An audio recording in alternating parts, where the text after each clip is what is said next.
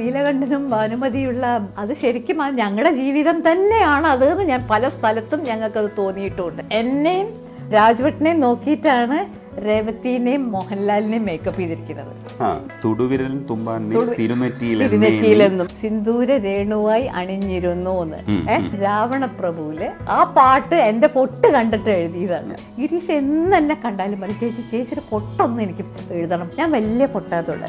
അപ്പൊ ഞാൻ പറഞ്ഞു, നിനക്ക് വേറെ ഒരു പണിയില്ല ഗിരീഷ് എന്ന് ചോദിക്കും. അത് ശരിക്കും എന്റെ പൊട്ട് നോക്കിയിട്ട് കുങ്കുമം തൊടുന്നത് കണ്ടിട്ട് പണ്ടേ അവൻ പറയാറുള്ളത്, പക്ഷെ അത് അവനതിൽ കൊണ്ടുവന്നു എന്നുള്ളതാണ്. എനിക്ക് വന്നതിന് ശേഷം പിന്നെ ഈ പറഞ്ഞ മാതിരി ഇടയ്ക്കിടയ്ക്ക് വരാൻ തുടങ്ങി.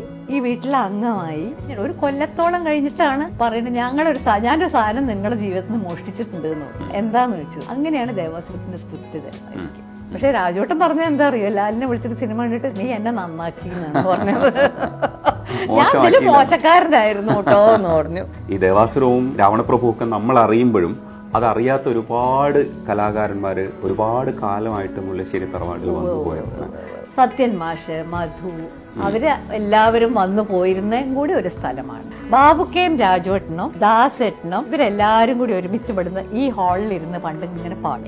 എല്ലാ ഗാനമേളകളുടെയും റിഹേഴ്സൽ ഈ ഹാളിലാണ്. ഈ അടുത്ത കാലത്ത് ഗായകൻ പി ജയചന്ദ്രൻ രവീന്ദ്രൻ മാഷിനെ കുറിച്ച് പറഞ്ഞത്, രവീന്ദ്രൻ മാഷിന് മാഷ് എന്ന് പറയുന്ന പദവി കൊടുക്കാൻ പറ്റില്ല, ഭയങ്കര ദ്രുതതാളത്തിൽ ഭയങ്കര കോംപ്ലിക്കേറ്റഡ് ആയിട്ടാണ് മ്യൂസിക് ചെയ്തത് എന്നുള്ളൊരു അഭിപ്രായം പറഞ്ഞിരുന്നു. ഞാൻ അതിനെ പറ്റിയിട്ടൊന്നും പറയാൻ ആളല്ല. എനിക്ക് അതിലുള്ള വിവരം വളരെ വളരെ വളരെ ചുരുങ്ങിയ വിവരമാണ്.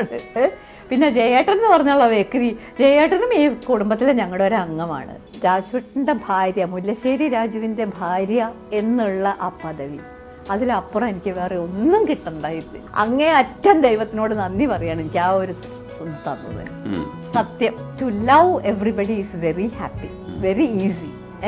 പക്ഷെ ടു ബി ലവ്ഡ്, നമ്മൾ ഒരാളാൽ സ്നേഹിക്കപ്പെടണം, അതാണ് നമുക്ക് വേണ്ടത്. ലക്ഷ്മി രാജഗോപാലാണ് നമുക്കൊപ്പോൾ. നമസ്കാരം മാം.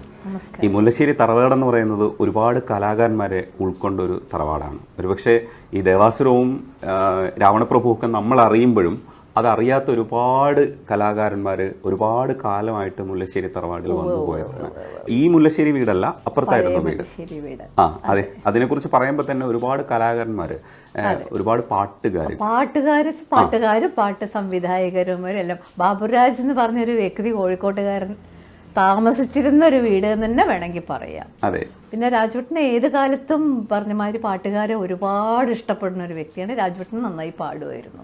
അപ്പൊ അതുകൊണ്ട് പാട്ടുകാരെ കൊണ്ട് എന്നും മുല്ലശ്ശേരി വീട് നിറഞ്ഞിരിക്കുന്ന കാലമായിരുന്നു പണ്ടേ.